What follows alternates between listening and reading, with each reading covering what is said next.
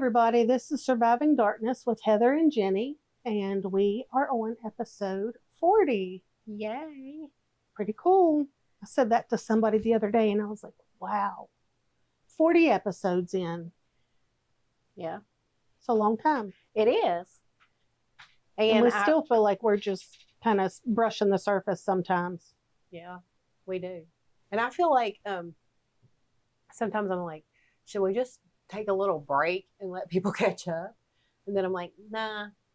We will probably like Thanksgiving week and, holidays are coming up, and we might, if we do choose to do that, then we will say something or whatever, and maybe do just a little something. But it's like, it's not live, so people can go back and catch it. Mm-hmm. And we've just got in that mindset definitely every week.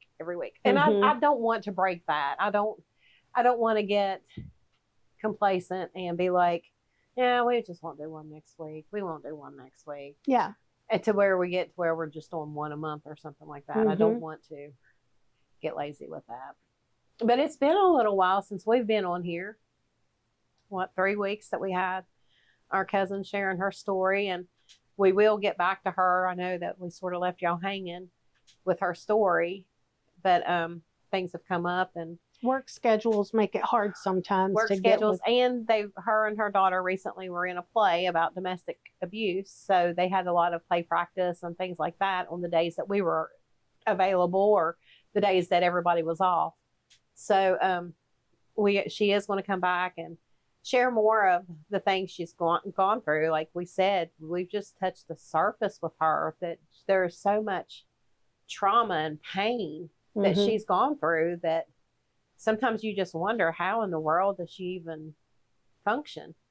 And a lot of things that she said, even explaining things about herself, helped me understand kind of how she ticks and why she does some of the stuff that she does or doesn't do. Right. Even though have been around her forever, you still don't realize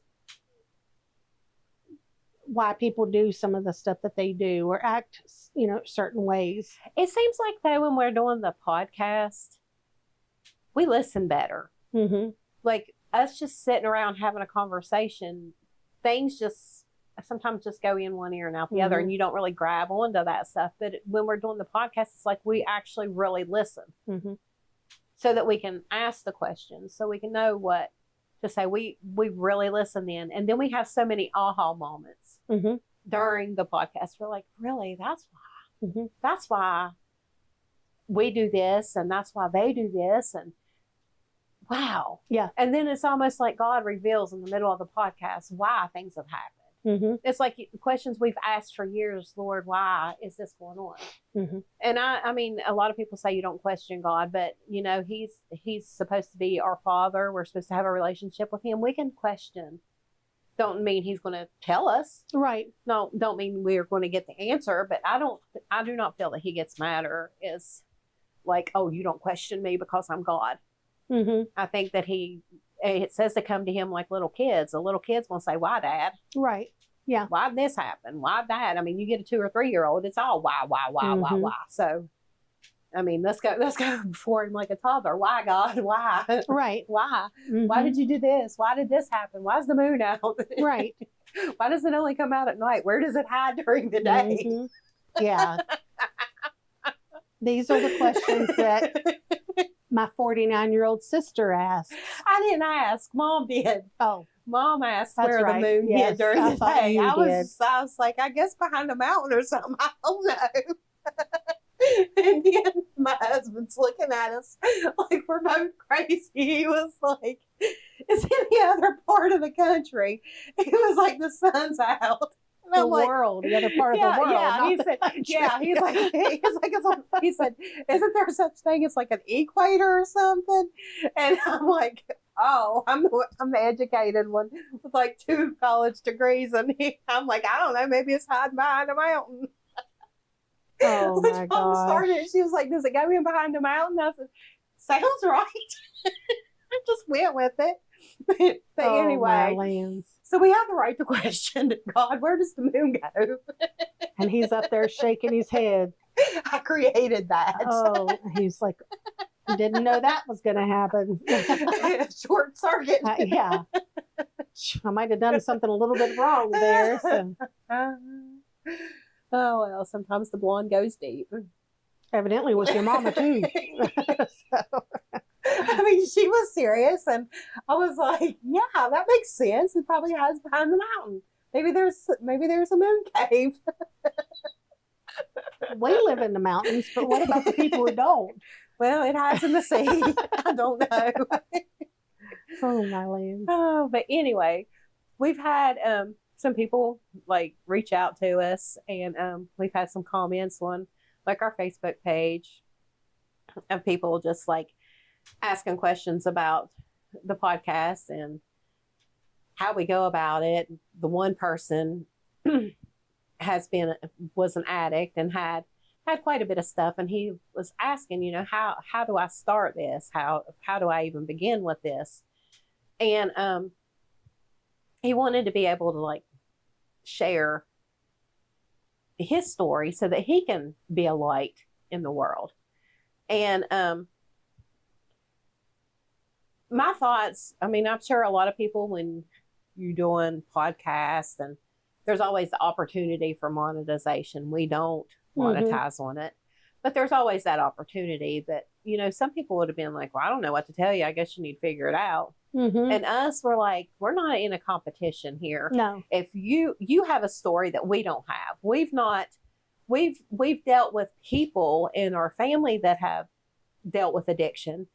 But as far as us actually fighting that fight, we haven't. No. Mm-mm. We fight for others, but we've never had to fight for ourselves. We've never had to hit our rock bottom No. and dig our way back up. So we can't really touch those people that he can touch. So we're like, hey, listen, just so happens that, this podcast goes across the United States, and this person who sends a message just happens to be in our hometown. So we're like, hey, what? We'll help you out with that. Yeah. Don't have a problem with that. And because our whole purpose, and that's what we keep saying, is to let people know that they're not alone. Right. And get them to share what they've gone through, because it's so, it makes you feel so much lighter when you're able to get that load off. Even if you're just talking and just getting it out there. It just helps so much to be able to deal with those things and know that you're not the only one fighting, and that you're not the only one that's gone through this, and that you're going to make it. So he will be able to do that with his testimony, with the things that he's gone through. Yeah. And people go through so many different things. I mean, they could have gone through similar things that we have, but the way that they present it, or, it may have just been, they may not have had the paranormal, demonic activity too, along with everything. And somebody may respond better to that. It just, everybody's different. Right. So, yeah. Right. And I feel like we just don't have the expertise or the experience in the thing and the addiction and stuff that he can actually reach people with. And even if with somebody who's gone through the same things that we have, they've got a different audience. They got their people that they can reach to. Right. I mean, we don't have some monopoly on this. Right, exactly. Yeah. And we would help anybody who needed the help to get it started, because our whole goal is to reach people. Yes. And it's not just us. So there's so many people that have gone through stuff. If their story can touch someone and help someone, then let's get it out there. Yeah, exactly. And then he was also like, he said, the man upstairs is the big man is the one who said, I need to do this. And I was like, I mean, everything I just knew from the first message that it was a God thing. Right. And our hometown is like a lot of towns and cities in the United States. It's drug infested. So, I mean, let's reach all of it. And it went from being a really great place to live and to be to now, I mean, like, it's sad. The people that you see that that don't even know they're in the world 3/4 of the time. Right. And I mean, it really is a sad situation. And we're not to compete. We're not here to compete. We're here to join forces. Right. Mm-hmm. And, when he was messaging, he was like, I'm just trying to reach out and try to find people who kind of understand where I'm coming from and have been in the situation or been through traumas too. And whenever I started explaining what our podcast is about, because he hadn't had a chance to listen, and told him, what we've gone through and everything, he said, well, I think I found my tribe, so, and that's good when you're struggling and you're trying to do good and you're trying to be positive, but people are still so judgmental. And, especially with being in a smaller town, and I was just thinking, it's just crazy how God works. Because, like I said, we're heard all across the United States. We really don't even know how far people have heard us. But we live in a very small town. And we've stayed semi-anonymous. I mean, people who really know us, we've let them know, hey, we've got this podcast. We'd like for you to listen because we know that there's things about us that you really don't know. It's almost like we've hidden all these years and we're like, okay, we're coming out. We're going to let you know exactly what all we've been through and everything else. And for a lot of people, it is quite a shock factor because they're like, I never would have guessed that was happening. Well, I guess in the middle of all this, I had a friend that I was good friends in high school with that messaged and told me that she was listening to our podcast and she had no idea about what we had gone through. And she said, I feel like if I would have been a better friend, maybe I would have known.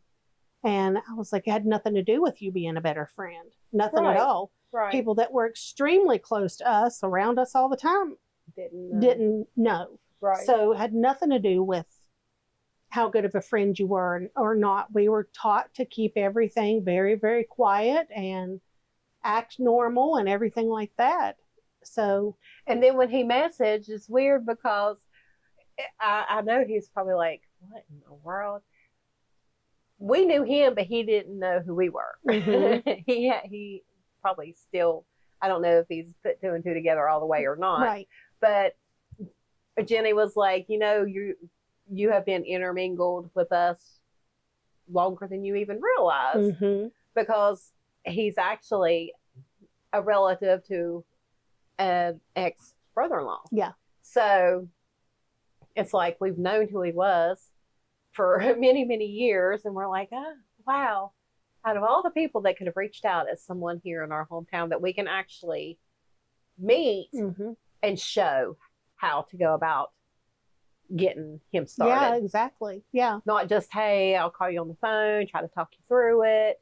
And even if it means him coming over, like we've said, coming over and watching how we do it, or even if he wanted to start out here, telling his story, and then here we're fine with that too. However, and I don't even have a problem saying, hey, you remember that guy who came on here and spoke, or hey, we've got someone with us. Let's get ready to start a podcast. We'll let you know the name of it as soon as he gets it up and going. Yes. Yeah, it's because, like you've said, it's not about us and our podcast and everything like that. It's about reaching out to people and helping people, and that's our goal. That's what our goal has been. So, and I'll just carry on to the other question with you saying that reaching out and helping people, and that's our goal. We have people who come on here and talk, and they come in and they talk about the things that they've gone through. We had someone message and ask, if the people who abused us are still alive. And if they are, have we thought about, prosecuting, outing them, whatever. Well, the people that we were abused by, they're all gone. Right. And we have had people in here, their abusers aren't. And it has crossed my mind. I was like, they're still alive. They should pay for what they've done. But I don't want to close that door on people and them feel that they can't come in here and talk. If they're not ready to face their accusers, I feel like they should be the ones. Not accusers. I mean, not accusers. I keep saying that. Abusers. Yeah. they might not be ready to face their abusers. Mm-hmm. So if they, and plus we don't know the whole story. I mean, I feel like we can't really go call the cops and say, hey, listen, this is what happened, because we weren't there. Right. So they sort of need to be the ones to give the details. This is what happened to me. This is when it happened. This is how it happened, yada, yada, yada. But we would be there to back them. I mean, we would be like, you know what? If that's what you want to do, then we're here to support you all along. Yes. You know, all period. along the way. But yeah, we don't want to be like, oh, we had such and such come on here and talk about their life. So then we called the cops and we told them what happened. Mm-hmm. And then people not want to open up, right, because they feel like they've been betrayed. Yeah. So I feel like it's like the individual person. And like we talked about, that's not easy. You know, we were saying that with us, it would have been, which we did talk, you know, and to people and trying to get help, and things could have gone bad, but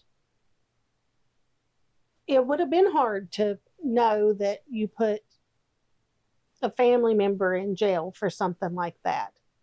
But, and especially in our circumstance, like we had talked about, it's hard because there was an evil presence also that caused a lot of things that happened, you know, and had there not been, I don't think I would have cared at all one bit to be like, whatever. Yeah. And that's what I said. So what? And this, it sounds harsh, but so what if they're put in jail, and you know what things happen to people like that in jail? That's their punishment for what they did, for taking away somebody's whole life, basically. Right. Because that's what they do. That's what you do as somebody that's abused. You don't know what your life would have been like if it was normal. You don't, because it's never been normal. And it's never going to be normal because you've always been, that's still in your head. Right. And it's such a battle inside too, because like when things started coming out with Dad, and he was like, if you say something, I'm going to go to prison. Do you know what? I wouldn't even survive in prison. Mm-hmm. I wouldn't make it. I wouldn't even make it a day in prison. And it was hard with us because he was still our dad. Right. That's what I was going. Yeah. That's where I was headed. I was like, it's a guilt trip. Mm-hmm. And part of you is like, you know, I can't be responsible if he dies in prison. I can't send my dad to prison. It's just not, I can't live with that guilt. But then the other part of you is like, you know what? You deserve that. Right. Why are you putting that guilt on me? So it's a battle inside. Mm-hmm. In your mind. It's like, do I want to live with the guilt of putting him there? Right. Or should he pay for what he did? When if it wasn't somebody that close, we would feel differently. Right. You know, if we were, like if it was a rape situation, we didn't know that person, I'd be like, whatever. I don't care what you do to them. You know, it doesn't matter to me. Right. So, and you know, I just happened to think about this, and it's not funny, but it is kind of funny. It's kind of ironic because we both had that class in high school that you had to give your speeches. You know, you had to write your speeches and give your speeches and things like that. And I even had one person write in my yearbook that they will never forget my chemical castration speech. Well, nobody had a clue that that's what we were going through. None. But that was kind of my answer to what we were going through. And that was what my speech was about, was chemical castration. Oh, wow. And she was like, I don't think I'll ever forget that. And I would have never said anything then, but part of me wanted to be like, if you only knew the background of where that speech came from. Right. Then, I mean, we had to do research on it. You know, it was one of those things we had to do research topic and then do like a presentation on it or whatever. And so, but yeah. And, you know, people just don't know if it's just a topic that you are just talking about, you know, something hit, you know, or if there's a reason behind it. Right. But have you noticed though that we sort of analyze that stuff a little bit, or do you do that? Like when somebody says something, you're like, I wonder where that came from. Mm-hmm. I wonder what they've gone through. Yeah. Yes. for them to think that. And I do. I mean, I'm like, which I'm sure I've said to you, do you remember them saying such and such? I wonder what happened to Yeah. them. And we even do that like one here with Dad and, things like that. We've been like trying to figure out what all they went through to kind of cause them to be that way too. Some people are just sick individuals, and they haven't gone through anything. They just choose to be that way. But then there are other times when people have gone through things that absolutely make them be who they are or what they say or what they do, So, Right. and we were talking about the other people's abusers. And I thought something flew into your hair. I was like, I hope it wasn't a stink bug. I hope not too. Anyway, wait, it is. So let me start that over, since I did have a stink bug that flew in my hair and Heather had to get it out real quick because we had to pause for a second.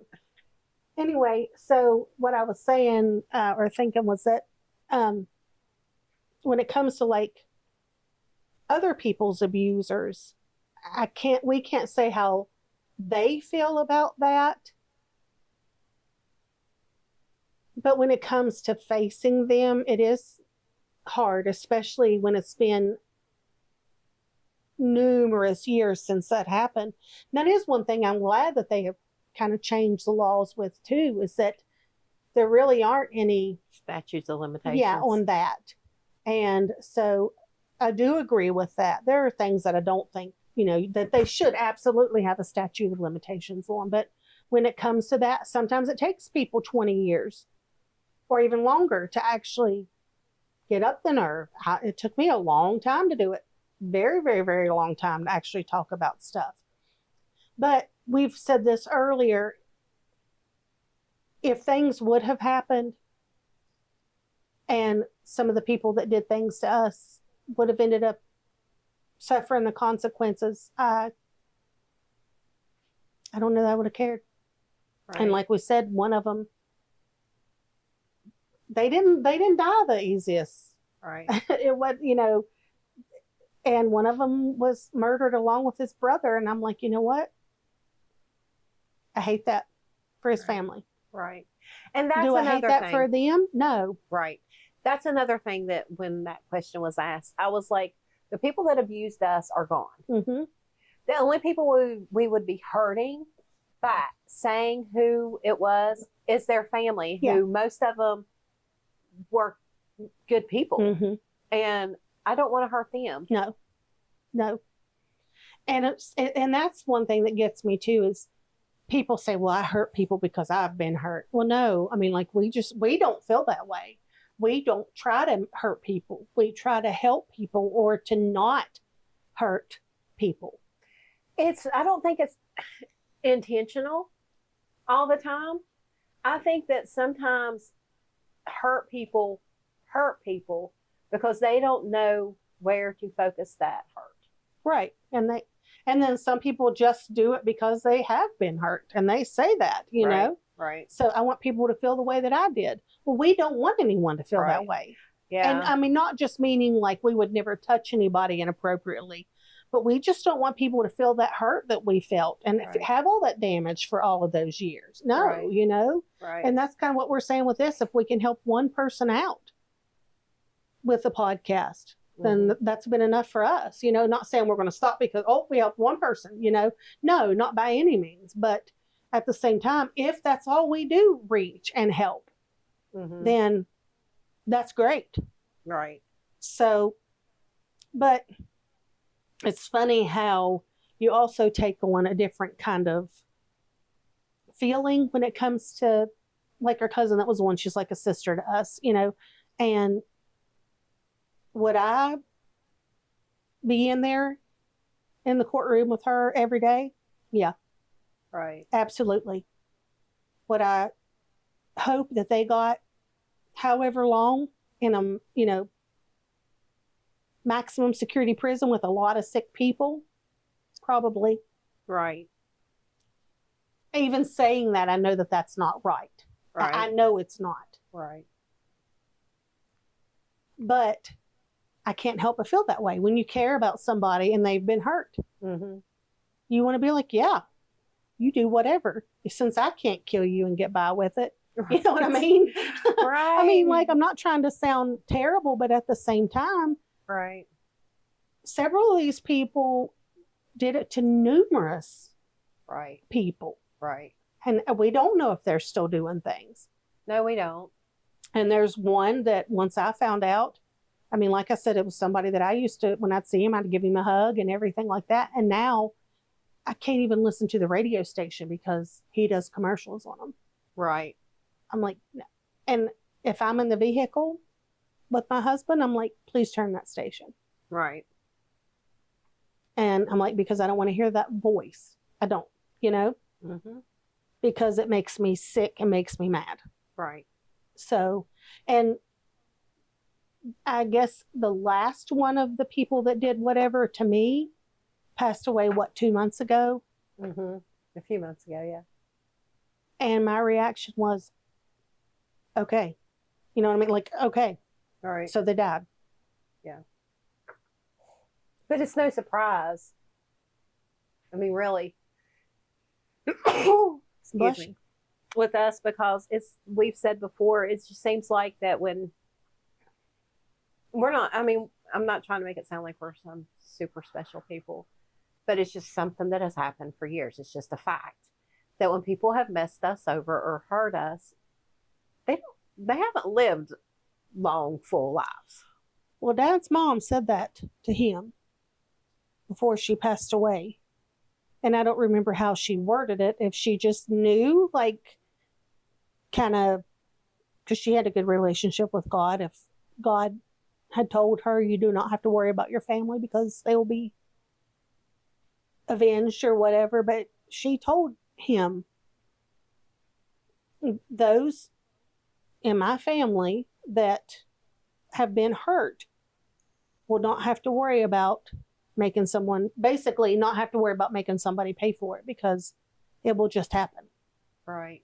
Not like she was some witch and put a curse on him or anything like that, you know, nothing. And I don't believe in that. But anyway, you know. Right. So, but, you know, I don't know if God, like I said, if God had told her that or what. But I remember Dad saying that a couple times, you know. And it does seem like that. But we haven't. We've just kind of had to sit back and just be like, well, you know, so. When I was at the chiropractor today, the chiropractor's wife came in and she does like the fibromyalgia stuff and the health stuff. And I had told her that, you know, before I had worked with a different chiropractor and I had felt a whole lot better. And something that she said today just really resonated with me because she was like, you know, a lot of times it's how your grandparents and your parents and people like that ate. She said that can carry on to the next generation. She was like, it could be 2 or 3 generations beforehand that didn't eat right, and it affects 2 or 3 generations later in their health. And she said, and it sort of depends on like the trauma that they may have had in their life. Because I was telling her that I had fibromyalgia, you have it, Mom has it. I don't have it. Yes, you do. But anyway, that we all I don't claim it. We all have fibromyalgia. And then when she said that, she was like, you know, somebody can go through a traumatic event. They could be like your grandparents, your great grandparents, but the trauma of that trickles down to the other generations. Yeah. And I was like, you know, trauma does cause fibromyalgia. Causes a lot of issues. It was like with our and the PTSD, all of that. It's almost like we're stuck in this fight or flight. Yeah. And that keeps your muscles tense. But I was like, that's why we're doing this. Because she don't know that we've gone through a lot of trauma. She doesn't know that there's like generations of trauma. And she just says, you know, and you don't know what trauma like your grandparents or someone else has gone through that's just trickled down because the effects of that trauma affects the next generation and the next generation and the next generation because it's changed their behaviors. So you're living out their, like your grandparents, great grandparents' trauma. I don't want my grandkids, if I ever have grandkids, my grandkids and my great grandkids living out my trauma. Right. I don't want them affected physically by my trauma. Right. And I feel like that's what we're trying to stop. We're trying to stop the fibromyalgia and the issues like the anxiety, the depression, the stuff like that from our grandchildren and great grandchildren by sharing what we've gone through and getting it out there and dealing with it now instead of just passing it on for someone other generations to deal with. Mm-hmm. I was actually talking to a patient of mine the other day, and he was fairly young. And we have a lot of the same health issues. And he was telling me that he is figuring out how to deal with severe anxiety. And we were talking about things, just your mind trying to work through different things. And I've said this one here before. I still don't talk a lot about what we've gone through, and and I'm not saying you do. I'm just I'm still a little bit, I still hold back, some, and for some reason this guy, he even said it when he was done, and he's probably Jesse's age, and he said, I don't know why I felt like I needed to talk to you today about what I've been going through, but I just felt like I needed to. And so anyway, in the middle of the conversation, I told him, I said, well, I understand kind of where you're coming from, because I have PTSD, and it's taken me a long time to realize, to actually acknowledge that I do have that and what all it does to your body and your mind. And he said that he's been reading up on a lot of the mental illness because he's dealing with things. He said, I've never gone through anything traumatic. He said, I'd had a normal childhood, never had anything happen, nothing. He said, but I did read that, and he said, and I'm figuring this out with dealing with my anxiety, that if you are constantly trying to cover up the things that happened in your mind too, or not dealing with what you have gone through, you will actually cause yourself to start forgetting normal stuff. And there's a lot of things right now that we're trying to figure out with Mom too, health-wise and everything like that. And I just looked at him, and I didn't even say anything, but it was like, that makes sense. Yeah. And it makes sense because your mind is always trying to work on how to cover that stuff up and not think about it. So it's constantly doing something with your brain always, but I'm saying it's constantly trying to, kind of put stuff like that to the back. Well, what else does it force to the back as it's trying to force that other stuff to the back? Anything that might be slightly attached to it or whatever, then you're forgetting that also. Mm-hmm. And so it made sense to me. Yeah. And, like I said, it was weird because he wasn't real talkative, and I can talk to anybody, but at the same time, if somebody's not real talkative, you're not going to go back and forth with a conversation. It has to be a two-sided conversation. Right. And I ended up talking to him, and I only had 15 minutes left of my lunch, and he was like, oh my gosh, I'm so sorry I've taken up your lunch. And I was like, no, actually it's okay. I said, I don't mind it at all, because it was kind of one of those conversations that I felt like needed to happen for both of us. Right.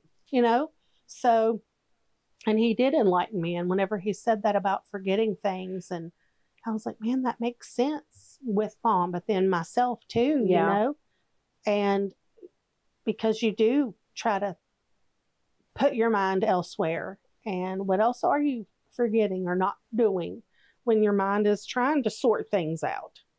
So yeah, it was just weird. Just the smallest things.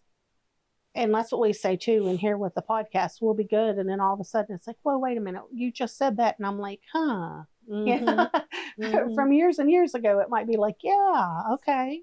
So it's almost like a hyper focus on hiding and not dealing with that to where the slight focus isn't on the normal things. Yeah, I mean, and it makes sense. It really does, because we're not consciously doing it. Right. But our brain is still working that way. Subconsciously, you got all kinds of stuff going on. Yeah.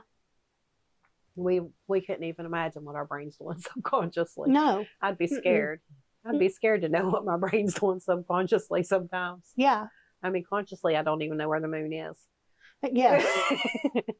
And then we've talked too sometimes about how, you're not even in a conversation or in a conversation about something else. And it's like, whoa, hold on a minute. What happened there? Because it starts triggering something that you're remembering. And it's hard to, especially when you're not having that type of conversation, or it's with somebody that you would never talk about this stuff with. And then something happens and, you kind of, your mind goes elsewhere. And then it's like, wait a minute, I got to come back to here, because then I feel like I can't, like I said, I can't speak for you, but then I'm like, wait a minute, I've got to get back on this page, because if not,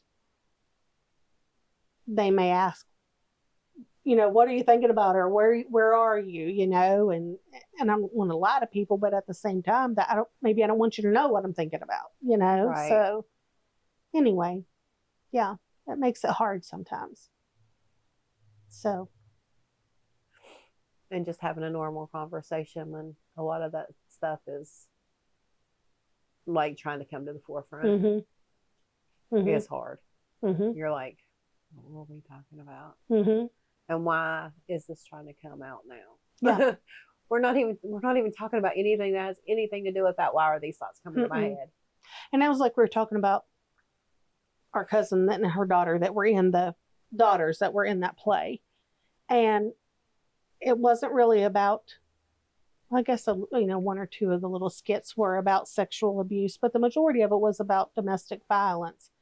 But there were several things that just made me think and made me tear up, because we're all victims, regardless of what it is that we've gone through. And even though, they're portraying somebody or something, they were still very good in their acting. And it makes you think about that, because they're still trying to survive something. Just the same as we are. It may not be the exact same thing, I think a lot of it hit home for me because we do tend to grab onto the positive and try to think that someone is going to change, that things are going to get better. You want to. As a human, you want to believe that, when you're having a good day with someone or making good memories, that's how it's going to stay. But in those situations, it don't. Yeah. And with my second husband, that was a lot. I would see glimmers of the person that I fell in love with, the person that I married. And I'm like, okay, well, maybe I'm getting you back. But it was just a glimmer. Right. Because the true person always came right back out. Well, we're gonna go to the movies. We're gonna have a date weekend. We're just gonna enjoy our weekend. But it always wound up being a fight. Yeah. I mean, I remember one time I was so excited. We were going to the movies. We're going to have this great evening, going out to eat, going to the movies, all that stuff. And I wound up getting out of the car at the end of our road and starting to walk home rather than to listen to him. Yeah. And him saying, well, get out of the car. And then when I got out, he was like, what are you doing? You told me to get out. I'm getting out. I'm walking home. No, get back in the car, because it would have looked bad on him. Right. If I'm walking down the road and he's in the car. It wasn't because he cared or was worried that something might happen, but it was because of how it was going to look for him. Right. Well, it just so happened that one of the neighbors came and she was like, get in the car. And I got in, and like on the way home, she was like, you don't have to live like this. And I didn't say anything that was going on. She just knew. She was like, you don't have to. Right. I'm telling you right now, you do not have to stay in this kind of situation. Right. You are a strong woman and you can get out. And I was like, Yeah. But I was so excited for that night, and that's how it ended. Right. So after so many times of getting excited, you sort of expect a bad ending. Yeah. So you no longer get excited. Mm-hmm. And that's when I finally was like, I'm just not. Mm-hmm. Because all of this good days are fake. Right. Mm-hmm. They're not going to last. But some people don't. They just keep holding on to that for years Right. and years and years, that someday they're going to come back, and they don't. Mm-hmm. And that's how a lot of people wind up dead, Right. because they're holding on to that glimmer of hope that, things are going to get back to how they were. And you hear the whole, like that one, we're going to go to the beach and we're going to have a nice vacation. Yeah. And this, that, and the other. We're just me and you, honey. I bought you flowers. Mm-hmm. Things are going to be so much better. And you listen to that. And then some people, they just hold on to that. Mm-hmm. I don't know if it's insecurity or what, that they want to believe that. Right. I don't know. Mm-hmm. I mean, I'm just glad that I was just a couple of years. Right. It was a couple of years too long, Mm-hmm. but it was just a couple of years. And I was like, you know what? I'm done listening to the whole, everything's going to get better. Mm-hmm. It's going to be great. And yeah. Yeah. So that, I mean, just going to say that, I was like, yeah, this definitely hits home. Yeah. It Mm-hmm. definitely hits home, because that's exactly what they do. Mm-hmm.